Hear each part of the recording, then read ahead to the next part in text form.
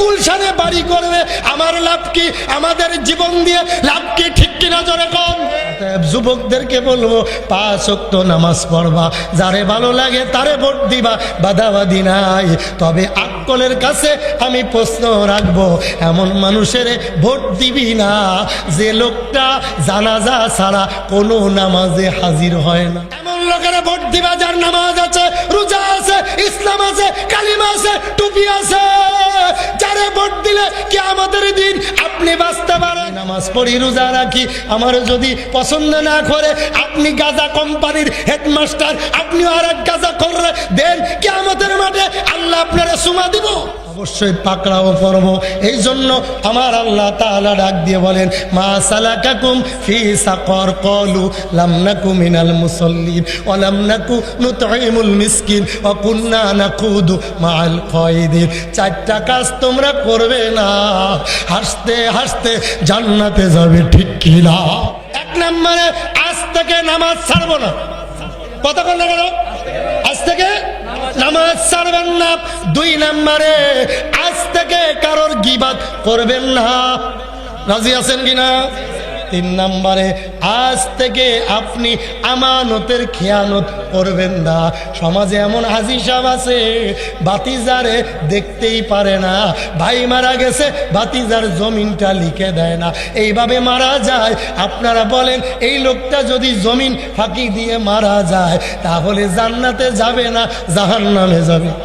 রাসূল করিম সাল্লাল্লাহু আলাইহি সাল্লাম বলেন, আয়াতুল মুনাফিকি সালাসা, মুনাফিকের আলামত থাকবে 3টা। 1 নম্বরে কথায় কথায় মিথ্যা বলা, মুনাফিকের কয় নাম্বার আলামত? 2 নম্বরে ওয়াদা আকলাফা, ওয়াদা করে ভঙ্গ করা, মুনাফিকের কয় নাম্বার আলামত? 2 নাম্বার। আরো জোরে কোন লাগা? 2 নাম্বার। ওয়াইজা তুমিনা খানা, আমানতের খেয়ানত করা, মুনাফিকের 3 নাম্বার আলামত। জোরে বলেন কয় নাম্বার? 3 নাম্বার। আমাদের এই দাউদকান্দি থানা কুমিল্লাতে এমনও হাজি সাহেব আছে, মেয়ের সম্পদ ছেলের নামে লিখে দিয়েছে। এমন হাজি সাহেব 2-1 জন আছে না নাই? কথা বল না কেন? বড় ছেলের জমি ছোট ছেলের নামে লিখে দিয়েছে, আমানতের খেয়ানত করেছে, এমন লোক আছে না নাই? আরো জোরে কান। নবীজি আবার 4 নম্বরে বলেন, ওয়াইজা কানা উমুরুকুম শিরারাকুম আগনিয়াকুম বুখালাউকুম উমুরুকুম ইলা নিসাইকুম। ভালো করে বুঝবা, তোমাদের মাঝে 4 শ্রেণীর লোক বসবাস করবে। যখন তোমরা দেখবা 4 শ্রেণীর লোক সমাজে মাতবাড়ি করতেছে, মনে করবা কিয়ামত বেশি দিন। কথা কয় না? 1 নম্বরে তোমরা যখন দেখবে মূর্খ লোক সমাজের নেতৃত্ব দেবে, কথা কয় না রে? তোমরা যখন দেখবে, কয় নাম্বার? 1 নম্বরে মনে করেন মুনাফিকের আলামত 3টা, আর একটা ধরেন 4 নাম্বার। কয় নাম্বার? 4 নম্বরে এমন একটা জামানা আসবে তোমাদের মাঝে উম্মত মূর্খ লোক মুরগি চুরি করেছে, জিনাখোর অশিক্ষিত মূর্খ সমাজের নেতৃত্ব দেবে। তখন মনে করবা কোনো দোয়া কোনো ওয়াজ মাহফিলে কাজ হবে না।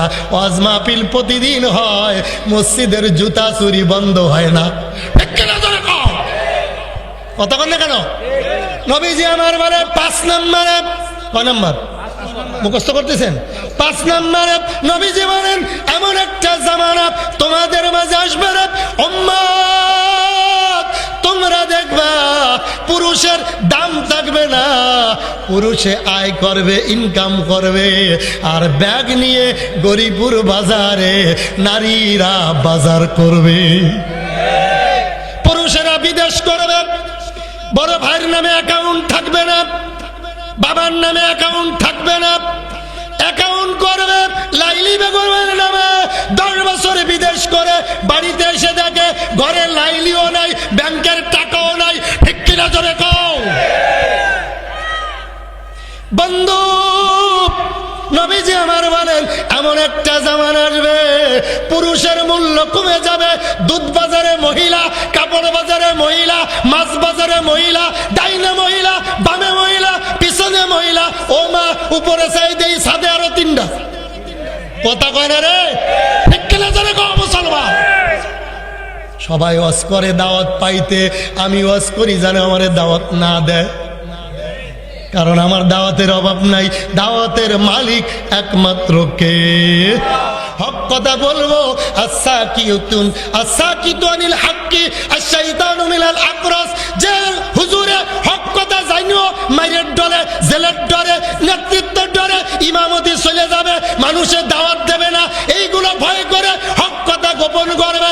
নবীজি বলেন কিয়ামতের মাঠে বুবা শয়তান হিসেবে উঠবে, আর আগুনের কেসি দিয়ে জিহ্বা আমার আল্লাহ কেটে দেবে, ঠিক কিনা? বন্ধু গভীর মনোযোগ ভালো করে বুঝবেন। নবীজি আমার বলেন 5 নম্বর 6 নম্বরে এমন একটা জামানা তোমাদের মাঝে আসবে রে উম্মত, শতকরায় 80টা ঘরে জিনা শুরু হবে, আর যে জিনা করে ধরা খাবে ওই লোকটাই সমাজের নেতৃত্ব দেবে।